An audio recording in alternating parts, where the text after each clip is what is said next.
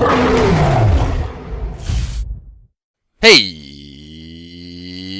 everyone, welcome to the Ranked Analysis. My name is Dry Bear, and in this series, if you have not watched it before, I just play a ranked game, I record the entire thing and play it to my fullest, and then I go over it again. I'm watching it with you right now. I'm watching it recorded on screen, so as you're seeing things on screen, I'm watching it with you. I'm not playing the game right now, but again, what I do with this series is I just go through the thought process, the ideas that are in my head, the things that I want to accomplish with the game, and the reasons why I choose to do certain things, as well as, you know, the mistakes that I make and why they were mistakes, the mistakes that my teammates make, the mistakes and good things that my teammates do, as well as the enemy team. And I just talk about, you know, how I go through the game and the aspects of the game, and people have a good response to this. I'm going to keep doing this, and I'm going to start doing more ranked, so I'll probably have more of these to show you.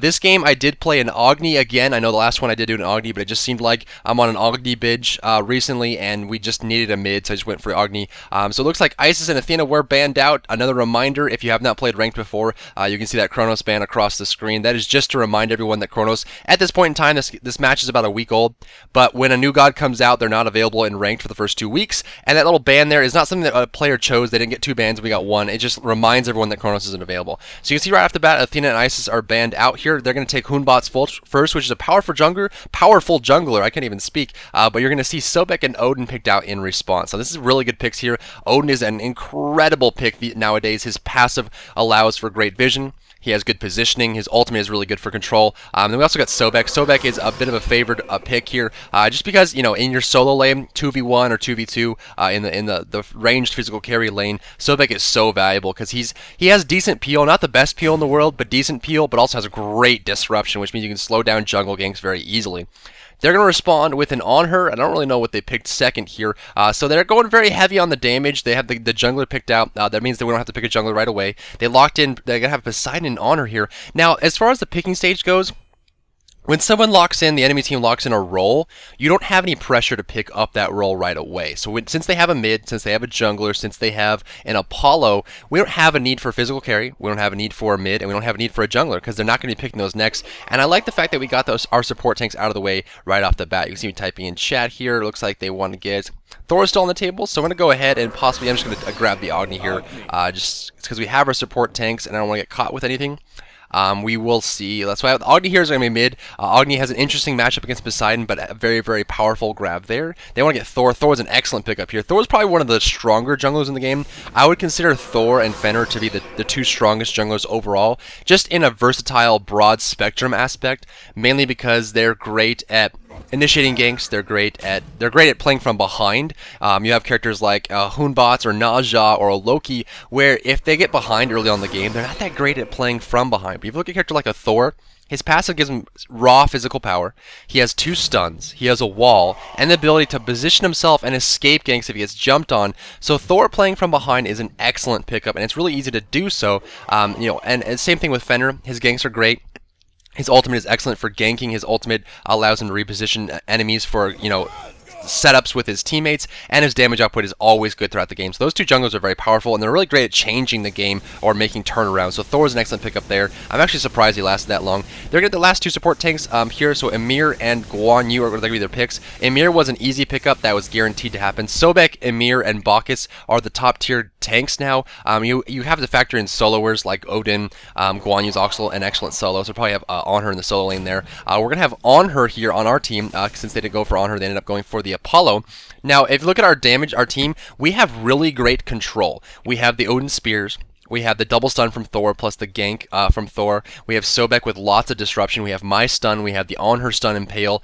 We have my slows once I have Gem of Isolation. So we have a lot of control, but we have good burst damage. Now, contrast that to the enemy team. They have Guan Yu, Ymir.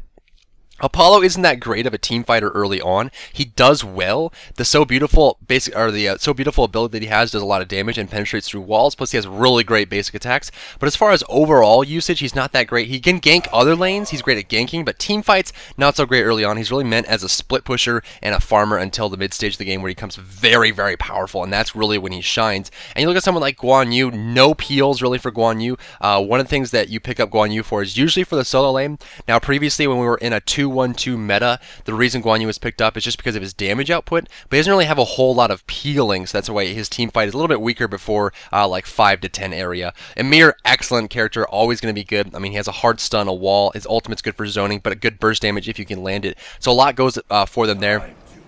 I would say we have a better early game than they do. We also have a lot of control, and we have a lot of damage if we need it. So I like our team a lot. I think we have a really great setup, especially for a team that's all 5 solo queues. We're not, we don't really know each other. We may have played before. We don't really know each other. I know Chris Puckett, which is on my team. He's actually an excellent jungler. I've played with him a couple times on ranked. He plays an excellent jungling role, and he'll be playing in Thor this time around, I believe. So I'm playing Agni in the middle lane. You can see right off the bat I go for a Doom Orb. Now, the Doom Orb and the Heartseeker lose half their stacks on death now. Previously, they used to lose all their stacks on death. So, it was a big risk before. Now it's not so much. If you get up to 50 stacks, which is the maximum stacks for Heartseeker or Doom Orb, you drop down to 25 when you die, which is really not that bad. Now, obviously, late stages of the game, you won't be able to stack those up. You won't have the opportunity to clear lanes if there's no towers left, or you need to fight for objectives. You may not be able to stack it back up. That's why Doom Orb I would consider to be a very early game item for mages. It works out well for Agni because he has a really great burst, and if you get a Doom Orb and then penetration on top of it, you can do a lot of burst damage, and it's awesome. So it looks like we're going to hang out here. This is what you'll see literally in every competition or ranked game. You'll see both teams group up in front of the side camps in the middle lane, the double Fury camps, and just trying to get some extra experience in gold and trying to contest these out. Make sure that these are on cooldown. These are the shortest cooldown respawns in the game, as well as the Fury camps in the jungle behind me. And that is what you want to go for. You want to make sure you clear those out as fast as you can so that respawn comes up. When the jungler clears his side of that jungle, so when he backs up, gets double buff and 1 Fury camp, he'll be able to get back to the middle lane and get some extra golden experience there. We're going to see Hoonbots and Poseidon come over here to try and push this out. We have Hand of the Gods on Odin, so we can easily just steal this away. There's a Gungnir's Might. Overhead Smash comes out, and it looks like he's just going to Hand of Gods it. And you can see we got a whole bunch of experience. You see I'm almost about hit level 2. As far as the gold goes, I got just about, looked like 60 gold there, so not that bad. Here's Poseidon, Agni lane. I went over this in the last ranked commentary that I did with Agni. Agni has a bit of a loss. It's a little bit harder for him to clear the wave than it is for Poseidon. Poseidon doesn't have as much of a risk when he's using it. To match Poseidon's clear potential, you have to use your dash, your Path of Flames, which of course it leaves you exposed for ganks, versus Poseidon who could do it and can just sit back and throw out whirlpools, tidal surges, and clear out the waves that way with basic attacks and stack them up. This Poseidon's playing kind of passive here. You be careful about this kind of positioning. A lot of players may play passive if their jungler's coming soon, just to bait you out and take a little bit of damage from that whirlpool, tidal surge, and clear. You can see it's so much easier for him to clear the wave if I don't use my Path of Flames. If I use my Path of Flames, it's almost even. It's almost about the same. I'm just going to go ahead and dash through just because the stuff's on cooldown now. I'm not really too worried about that. And, you have to keep in mind that if the minions go into tower range and they take tower damage, you will actually lose all the gold you may have gained from those minions. And you have to be careful about, getting pushed back to your tower too often. So I'm actually going to take some harassment here just to make sure I get the gold and don't get too far behind. Again, once I hit level 5 and I have my mana free meteors coming out, I won't have any worries. There's a few strategies you can implement here. You can dash away from the wave as it pushes up. It's an easy way to get some damage out. It's better than nothing. We're going to see Hoonbots kind of come into the jungle here. I need to worry about the Hoonbots gank. You see I'm kind of making sure that they don't go into the tower range. I'm going to use my healing potion now and try to pull these off. Hoonbots is right next to me. I took a lot of damage there. This is just, it's a tactical choice. It's probably not the best considering I took way too much damage but I was defending my tower there. So I'm going to go over here and help out the Thor. So in hindsight, probably just let the first few waves possibly hit the tower, maybe not too many if you can help it, and then, kind of go back to the mid tower, make sure you don't lose too much gold. So I helped him out there, I got some experience, and again, I'm about to hit that juicy, wonderful, joyous level 5 that Agni always strives for, especially up against Poseidon. That's like the biggest thing. You see I got no gold for those, I just got experience. The Thors over here are going to clear out this left side jungle. Hoonbots is there, which means I may need to help. So I'm going to go ahead and throw out a meteor here, trying to clear this out as fast as I can and go help. I'm just going to go ahead and disengage now. Looks like I'm going to stay. Looks like he got him, backed off, so we're all safe. I guess I was staring at the minimap at this point, watching the Hoonbots and the Thor doing quite well. I'm going to go ahead and Flame Wave that, heal that back up. My Doom Orb is ready to go, and I have enough to buy the Doom Orb as well as buy a teleport. So that's exactly what I'm going to do here. I suspect you see 750 for the Doom Orb, 125 for the teleport, and there it goes. Now I can teleport right back to the middle lane, start stacking my Doom Orb, and I don't miss anything. I don't risk getting tower damage, and I don't risk getting back to my tower late. And also losing all the gold for the minions. You can see how easy it is for Poseidon to clear that wave out. But I have my meteors now. As you can see, I'm going to go ahead and throw that out now. use my pass. I'm just gonna Path of Flames that, clear that out. I know Humbots is over in the right side lane. I can see him on the map right now. I should probably actually take the FPS meter off the screen so you guys can actually see the lane over there. But you can see I saw Hunbot, so I knew it was safe, so I went ahead and used my dash. It's really important when you're playing Agni to make sure that you know if you're safe if you're gonna use your dash ever. Like literally, you should be very, very cautious and kind of like, you know, a hoarder or a pack rat with your dash. Make sure it's always off cooldown so that if you ever get into trouble, you can use it to defend yourself. It's really, really important, especially if you go for a Doom Arb. You know, one thing I've learned from playing ranked and you know, just playing mid in the current meta is that everything is very, very fickle. I mean, it's so easy for them to gank your lane. The middle lane is very gank heavy, very intense. You know, lots of traffic in and out. You have to be very careful and very, you know, very cautious with your positioning because it's easy to fall behind and just start feeding the middle lane because it's just so intense with the ganks. It's very easy for either lane to kind of just walk over middle lane and gank you. The jungler, of course, is going to be over there constantly because since there's two medium camps on either side of the lane, they're obviously just going to be watching you and looking for an opportunity to come in and gank you. So you need to make sure that you're always ready to avoid that and maybe even counter gank if your jungler comes along. Besides level 5 now, I bought an Aegis just because I knew that he was going to be doing some, you know, burst damage, and that's the biggest thing. You need to have an Aegis early up against Poseidon, especially as an Agni mid, because he's going to be able to whirlpool you, cripple you from dashing away if you don't dash quick enough, and also be in a lot of trouble for, you know, if someone comes along and ganks you, or you just need to be able to have that Aegis aimment available to you. So we're going to go ahead and dash in here. Thor's going to go up into the air and try and dunk down on this. There's a Humbot's ultimate. I still have my Aegis aim if I need it. Poseidon ultimate is off cooldown. Dunk down right on the backside so we got some dead there. There's Poseidon ultimate. I'm going to Aegis that right away. I probably didn't need to, and actually I did. Never mind. Take it back. As soon as Apollo came in. So if I didn't Aegis that, I probably would have died. I was going to say that if since he had no mana left and there was no one else around, I didn't really need to use that 4-minute cooldown to gank it or to avoid that damage output. But of course, right as that happens, don't really have to worry about it. Thor's going to overdo that damage buff. Looks like Onher's going to go. He started to walk over just to help out. That's an excellent play there. I believe it looks like Apollo was in the right lane. So as soon as Apollo went up in the air, Onher kind of walked over. So good play by Shadow Fury there on Onher. I'm going to go ahead and buy my boots off here. Doesn't look like I have enough, so I'm just going to get some consumables and head back to the lane. I don't need to buy a teleport now just because Poseidon went back with me, so he's not going to be pushing my lane while I'm gone. And of course, you don't want to, you know, buying too many teleports throughout the game. It will put you behind. 125 gold is a lot per teleport, but of course, that doesn't mean that you shouldn't buy teleports at all. I mean, I would honestly say throughout an entire game, you should probably be buying like total like 5 to 10 teleports. I mean, the teleports are so valuable, and I'm really surprised to see how few Smite players actually capitalize on the teleport because it's so incredibly powerful. Honestly, in most situations, it's better for you if you're a character that can assist your teammates. I would just carry one on you at all times so that if anyone dives your teammate's tower, you can just teleport over and give them assistance and maybe even turn the kill around and get some ganks yourself. So at this point, this is kind of this phase. You know, I go through this every time when we're playing a mid character. You've survived the first 5 minutes of the game where there's ganks heavy. You may be getting jumped on or ganked or anything like that. That's when you want to be as careful as you possibly can. But now we're past that, you just want to farm. You want to get as far ahead as you can. You're going to start buying and vying towards. I mean, just think of it as an investment. You're investing towards the mid game where a lot of team fights will happen. You want to be as farmed as you possibly can when that moment comes around. Throw out some meteors here to harass that out. Poseidon's still sitting in the middle lane. They both have their ultimate, I believe. They should have their ultimates active. There's a Cyclops flying across the screen for whatever reason. We're going to get a back up here. But again, all I'm doing at this point is just trying to get as much farm as I can. Now, what I'm going to do is I'm going to start doing other roles and ranks so you guys can see the thought process and how things work out for you. I'm going to go and dash over here. I think they're going to need help with this Amir. He's pretty tanky. So we see I use my dash here to get in range. There's Berserker Barrage. The wall comes out. There's the Impale. I'm going to throw out Amir. It looks like they did actually need my help. I take the kill here. I didn't really mean to, but again, Amir's in tower range, and he's a very tanky character, so I don't really want to take any risks there.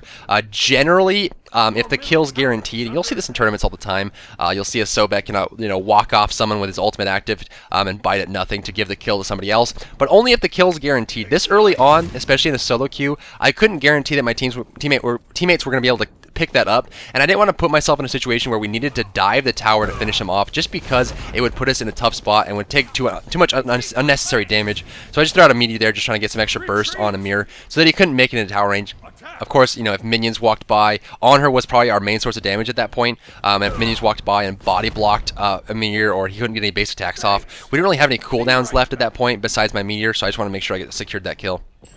So I'm going to walk by here, get some experience in gold from the jungler. One of the biggest things, you don't really want to steal too much from the jungler. You want to be there probably for about 80 to 90% of the clears the jungle has. But since Boomba's doesn't doesn't give full experience to the jungler anymore, you want to be careful about being there for everything because the jungler will start to fall behind in levels. But, you know, see how I'm kind of sprinkling it. I walk by, especially for the side camps. You always want to be there for the side camps. There's literally no reason for you not to be there for the side camps if you're in the middle lane. You see he's a little bit behind. He's not really that behind. You see him higher level than the Onher and the Sobek, and that's what you would expect. But oftentimes, if the ganks fail a lot for the jungler, or the jungler's not doing, not being very efficient, oftentimes you'll see them fall behind in levels, but be kept up in gold. Which, of course, the gold is important. Hunbot's going to come out here. So right there, I didn't see the Hunbots. I didn't hear the Hunbots. I didn't really know the Hunbots was coming, but just by the Poseidon's positioning, you saw the Poseidon's positioning there. Just by that, I knew that there was something coming behind me, so I just turned around and ran. There's going to be a slow stun. Looks like Thor's just going to back off there. But we got the Hunbots, which is good. Thor was right next to me in the jungle, and I saw him coming in. I heard him go up in the air. Just by paying attention to that, I'll be able to know that, I have a counter get coming, so I can, react to it and get the kill in there. We saw the Apollo chariot go across the sky. You want to make sure you keep track of these things in your mind. So now I know Apollo's ultimate is down. So what I could do at this point is probably go gank the right lane. If Apollo's there. He might have gone home. I don't know exactly where he is. I can look on the map. It doesn't look like he's in the lane right now. But again, if you see these little things, one of the biggest things that I would advocate you do, which is quite simple. It doesn't really take a whole lot of effort to do it. If you see the enemy jungler at any point in time when you're in the middle lane, let your team know what side of the jungle he's on. Just keep track of him. Gwen's going to kind of come out here. I'm just going to dash because I don't really care about that. Of course, the silence comes in the second hit, which you didn't have time for. But again, this is something I like to do, something that a lot of competitive players will do. It's very simple and easy, but helps your team out a lot, especially the jungler and the side lanes.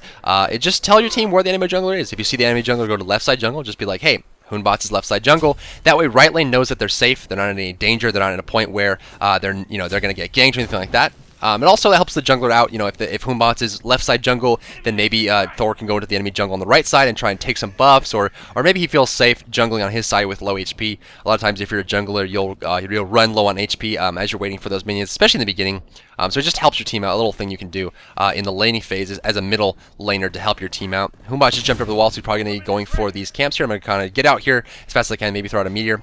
Looks like I will actually steal that one. I dash in, which is strange. There was a bit of an eager positioning there. I'm actually going to fall, and this is exactly what I'm talking about. Thor's going to go in, and thankfully... Actually, I got the kill on the Hunbots with my passive and my Path of Flames, but that was very, very greedy there. And that goes back to earlier what I mentioned, being an effective Agni is knowing when and when not to use your dash.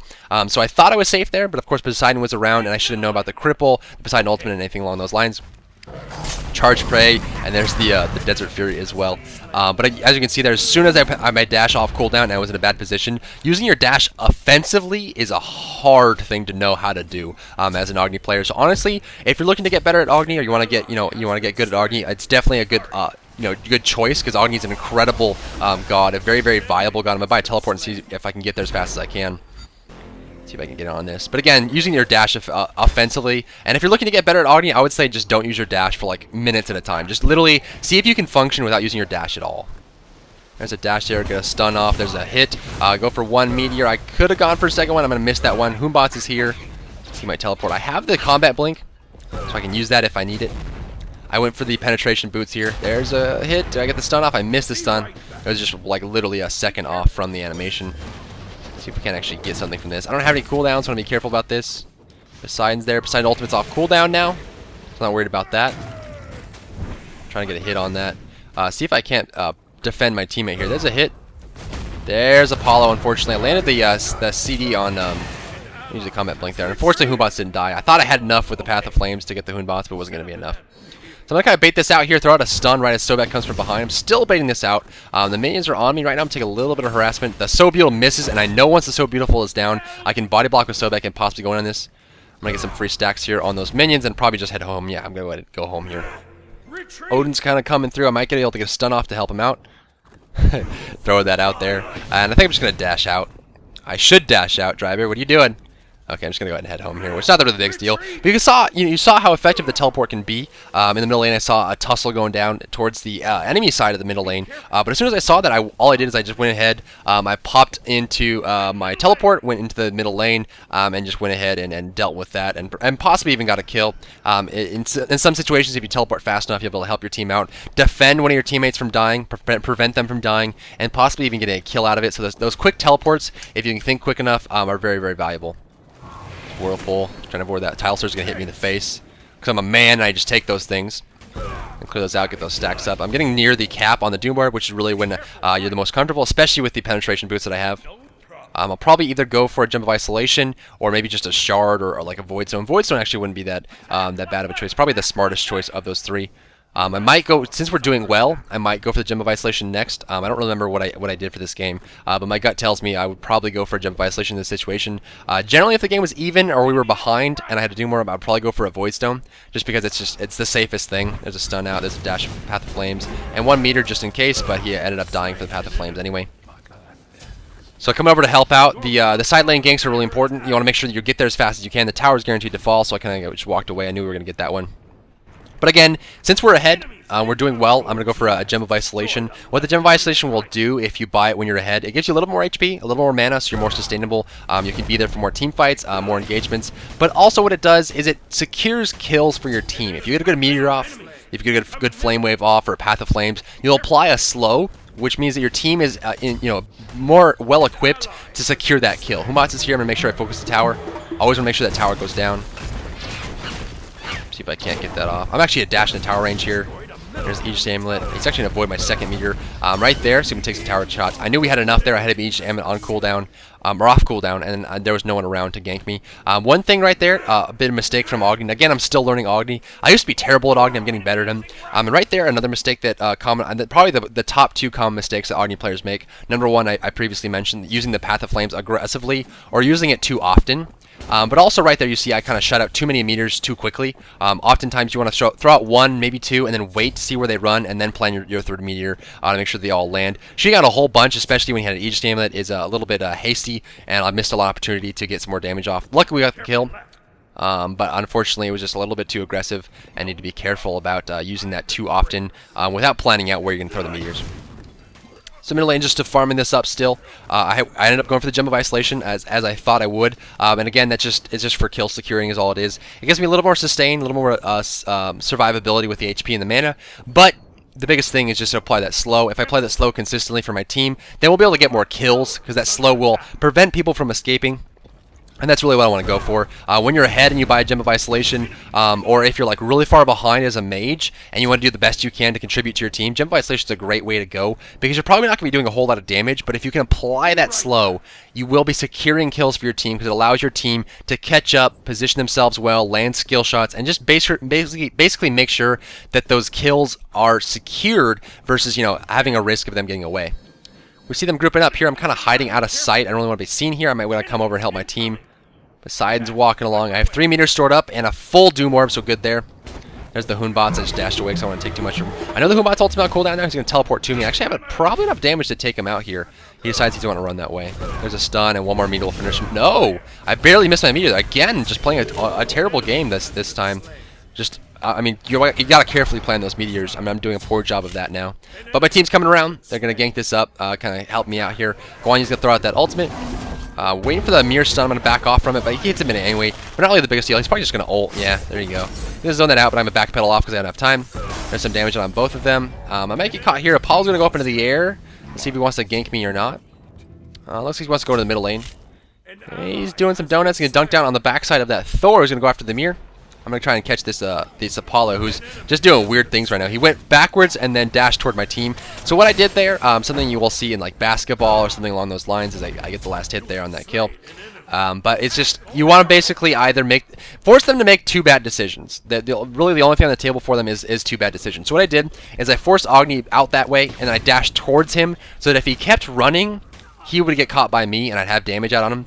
But if he decided to avoid my stun and my meteor and my dash by turning around, he'd run into my team. So either way, he's not really in a good spot, and that's really what you want to do. We got the Gold Fury there. I'm going to push this tower up, make sure that they can't come out. They had enough damage to clear it out, so I really don't need my assistance. I'm going to go ahead and back off here just because I see Poseidon lurking. I can see the death in his eyes. He really wants it. Tectonic Rift comes out. There's Miono's attunement. 1 meter will get this. Actually, I missed the stun. He actually had that beads up. It looks like he's probably going to survive here. I let that kill go. Again, not playing that great of a game, but my team's helping me out. I'll walk by this whirlpool. Odin's going to go in here. Again, I'm kind of hanging outside of tower range. I could die quite easily if I get caught out. There is the dunk, and Thor's going to finish off Poseidon and hopefully get out there in time. There's a stun on the Guan. He's going to pop his ult, so I'm going to dash away. I don't want to take any damage from this. I don't want to be forced to use my blink or my Aegis Aimant. But really, you know, the starting idea from these ranked match commentaries, and something that you'll see, you know, throughout, I mean, even right now, is that it's more for me to realize the mistakes I'm making and the ways that I can get better. But also, I know a lot of people like watching me do that so they can learn from my mistakes as well. So right off the bat, you can see, you know, just a recap of what I've gained so far just by watching this. And something that I would encourage you to do is just rewatch your games, especially ranked matches. They're very valuable. You can really see a lot of holes in your play if you watch your ranked matches, especially. But you can see, you know, using Path of Flames and dying. Obviously missing a lot of meteors or not going aggressive enough when my team needs me. I'm going to be heading out into the mid lane here. I finished off the Gem of Isolation, which is basically going to help my team secure kills, as I mentioned before, and probably one of the best things you can do when you're not playing, or you're playing from behind, or especially if you're playing from ahead. If you're right on the line, you might want to go for defense. Voidstone probably if you're even with the enemy team. But if you're, you know, far behind as a mage, I would probably just go for the Gem of Isolation, or if you're far ahead as a mage, I'd probably just go for the Gem of Isolation, just because, obviously if you're ahead, you might want to buy something expensive. If you're really far ahead, like a Rod or Bancrofts or something. See if we can't get a stun off on this Guan Yu. There's the Path of Flames, or the Flame Wave. He's got caught there by a really, really good Tectonic Rift, and then 1 meteor will finish him off while he's dancing around like a hooligan. Thor's going to pick up a damage buff here and run to the Poseidon. I might want to just... See, I'm kind of hiding out of sight, line of sight. I want him to commit to the Thor before I go in. There's a Flame Wave stun. Thor's going to go up into the air. He's going to run towards this.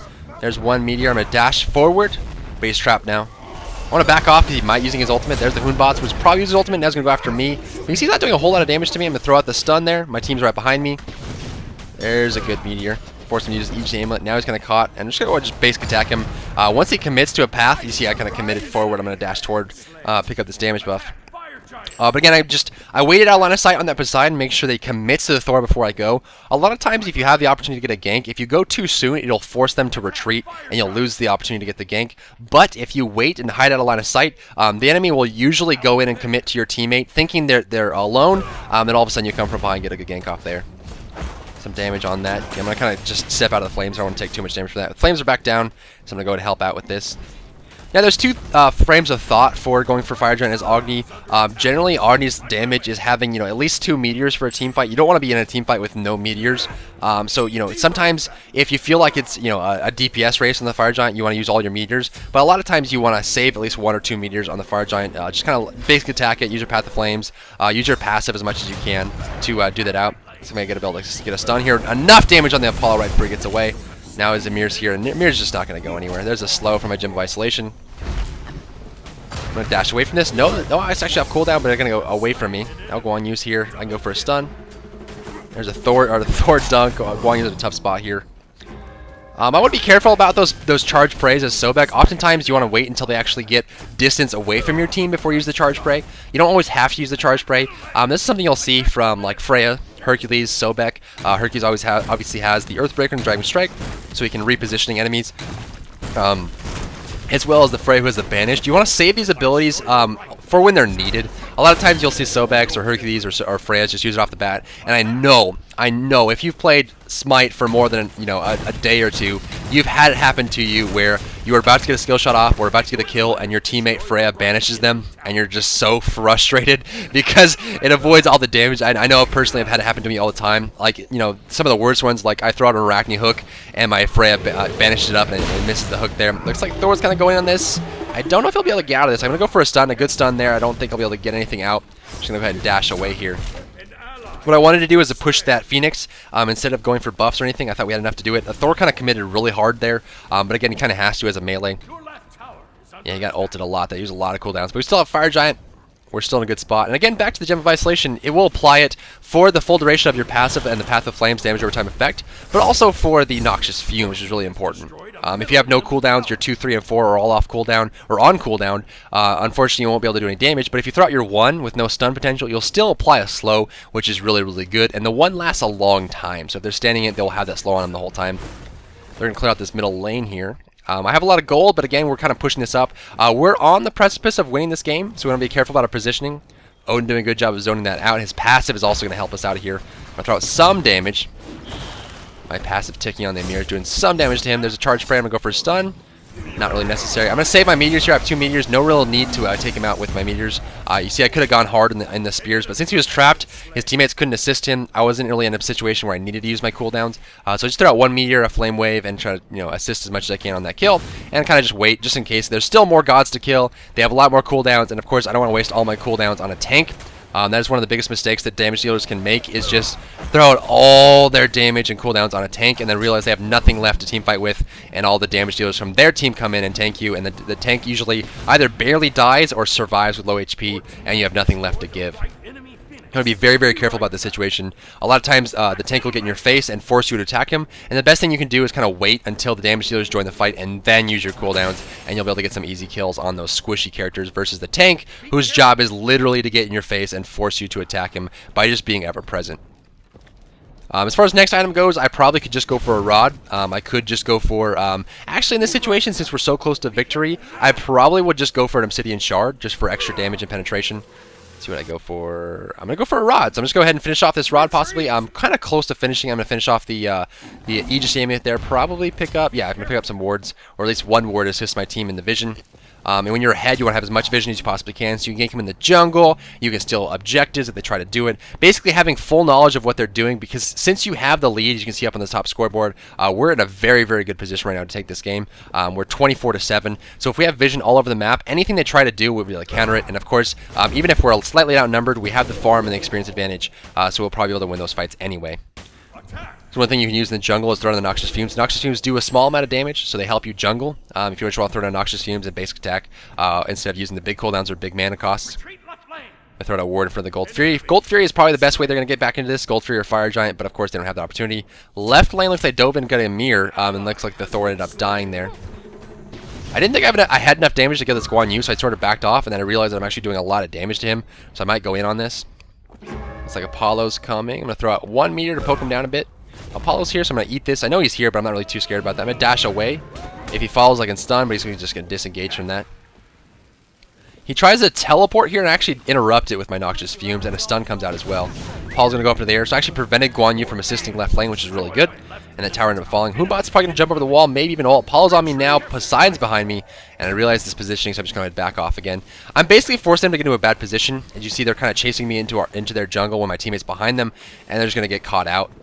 So I'm kind of like, bobbing in and out of the front line, of the line of scrimmage there. And if they try to commit to me, I'm well equipped to burst them down if they're too squishy, but also my team gets in a good position. I'm split pushing here just because my team's so well farmed and I can handle my own. So I can push this right lane, make sure this Phoenix goes back down. This Phoenix is probably about to respawn, and that's probably why I'm hanging out here.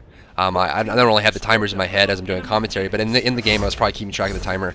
This Phoenix is probably about to respawn, yeah. But by the way, since the way I'm looking at it, it's probably about to respawn here, so I'm looking for opportunity to can't get. Actually counter a dash there really well.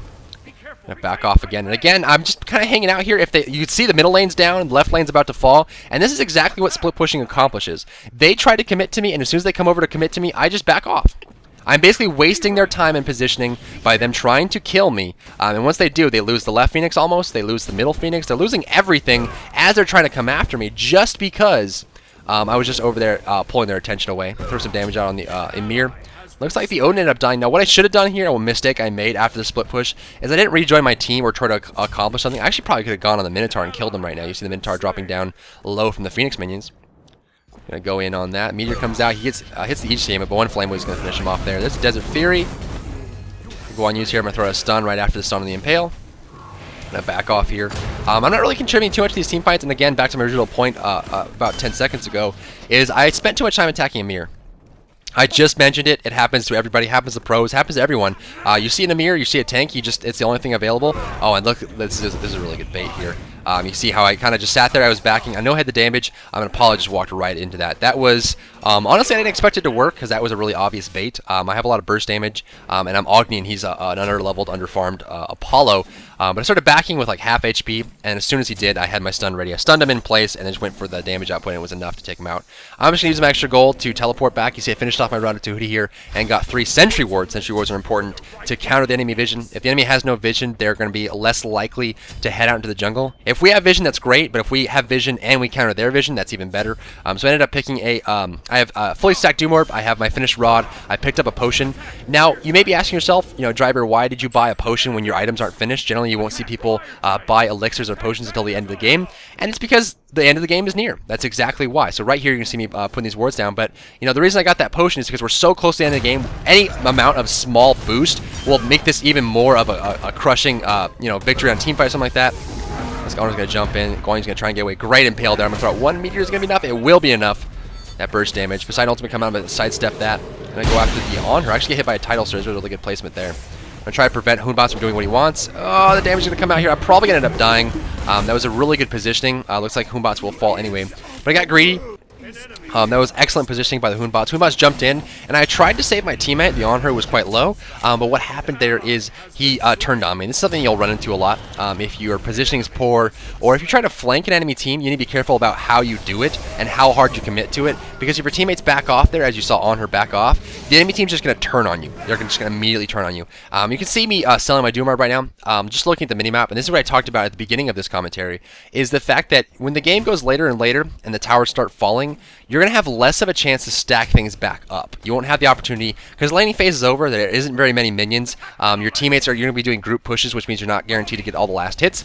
And of course, it's all about objectives and going for Minotaurs and Phoenixes. It's not so much about the stacking. So I really won't have the chance to get that stack back up. And the Doom Orb isn't really cost effective or damage effective until you cross, I think it's like the 60 to 70% of the total stacks mark. So around like 35, 40 stacks, and I was at 25, so I probably need to get 15 stacks up before it was worth it. And even then, I'd rather just have the penetration from the Voidstone, as well as the protection and the extra damage there. The Minotaur is getting quite low. It's actually getting leeched a lot by players, which does heal it. You generally want to avoid that. I think I was tabbing back in, and that's why I ended up throwing out a meteor there. Or maybe I'm just trying to show the ground who's boss. Minotaur taking a lot of damage right now. I probably, let's see. So I ended up finishing up the Void, so I didn't have enough for a potion. But at this point, I probably would have bought another potion, just because, we're so close, we need that damage. And again, it came down to poor positioning. So, overall, I didn't play that great of a game this time.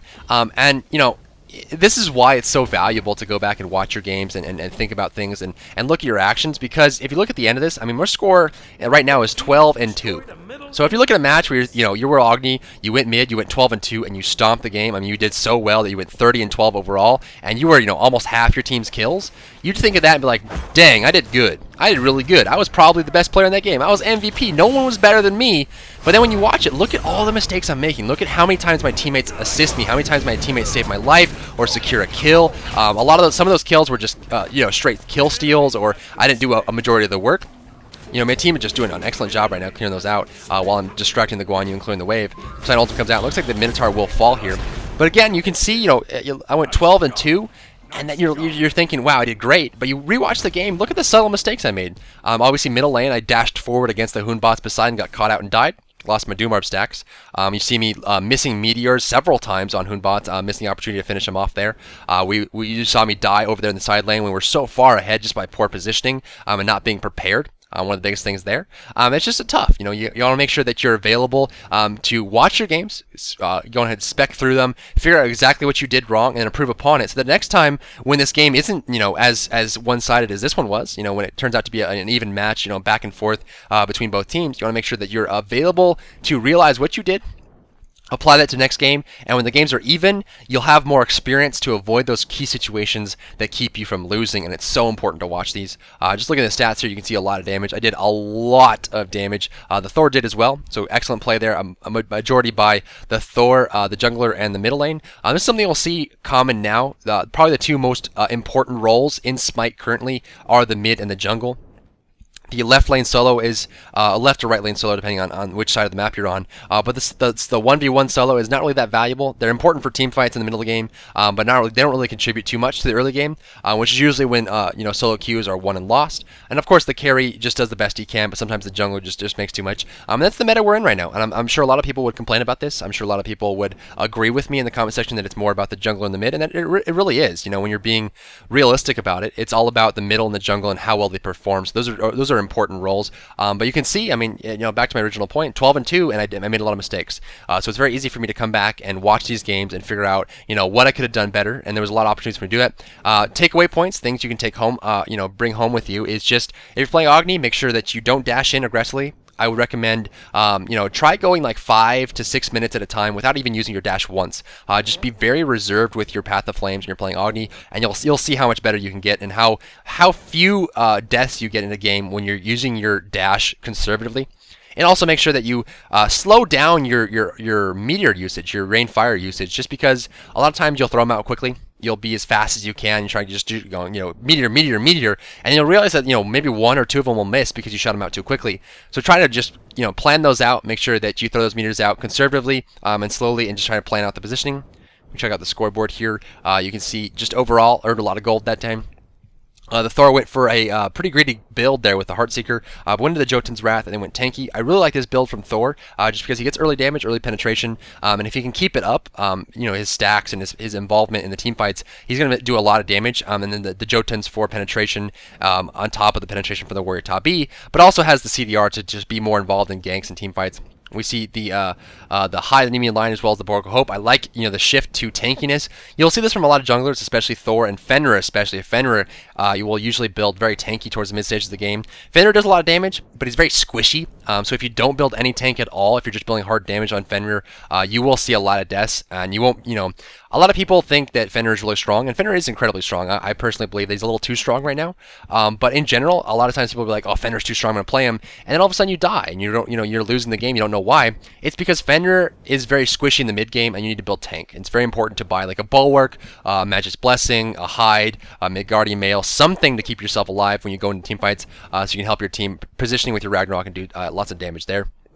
Poseidon ended up going for a Doom Orb. This is one of the reasons why the Doom Orb Heartseeker meta fell off, especially when you lost all your stacks, is because you see, in the middle lane, he had a Doom Orb. He didn't really have a chance to get that stacked up. And the more he died, the more stacks he lost. He started getting down to the single digits, and then he was so far behind that he never had the opportunity to get those stacks up, and that item was just useless to him. It's a cheap item. It gives you a little bit of damage, but if you can't keep those stacks up, you're better off just buying it like a Void Stone or something like that, just to make sure that you have more damage. So usually the losing team that has the Heartseeker or the Doom Orb has a really tough time coming back into it. We didn't really see a Heartseeker with the enemy team. We saw a Heartseeker from the Thor. Look at the On Her build. On Her decided he went for the standard build and actually sold out his early item. And probably had a Death's Toll there. I'm not really sure what he decided to go for. He may have gone for like Bead Sprint, Death's Toll, consumables early on, and then got boots later. Very common build there. Very safe build. If you go for no boots, you go for Death's Toll, consumables, and probably 1 or 2 actives, depending on how many consumables you want. It's a very safe build. He probably went for that and then sold his Death's Toll and went for Deathbringer towards the late stages of the game, just because he probably had a lot of money from how many teamfights were winning, as well as the Gold Furies. Odin went for a standard side lane build, went for the Mystical Mark. You'll see side laners go for the Mark of the Vanguard and some Hand of the Gods usually, and maybe a second item. The second active is usually personal preference. Some people like Meditation, some people like Blink, some people like Shell in the side lane, but usually you'll go for Hand of the Gods, Mark of the Vanguard, and then get lots of consumables, and then you go into Mystical Mark, finish it off first. That Mystical Mark will give you HP, physical protection against towers and minions in the side lane, as well as great push to hold your lane down, and then they go for whatever they want. You see him going for a little bit of damage build here with a Warrior Top B, the Shield, and the Chin's Blades, lots of HP and protection with a little bit of damage. But beyond that, there wasn't really too much to be said about this game, guys. Hopefully you learned a little bit about Agni, you learned a little bit about the middle lane, and a little bit about ranked play and how, the top tier meta is played right now, as far as what the jungler does, what the mid does, the responsibilities of that. And I will be doing other roles. It just so happened that we needed a mid, and I played another Agni game. I'm going to be posting this up, guys, so hopefully you enjoyed. Don't forget to rate and like the video. It really does help me out, as well as subscribe to my channel if you haven't already, and I look forward to seeing you in my next video.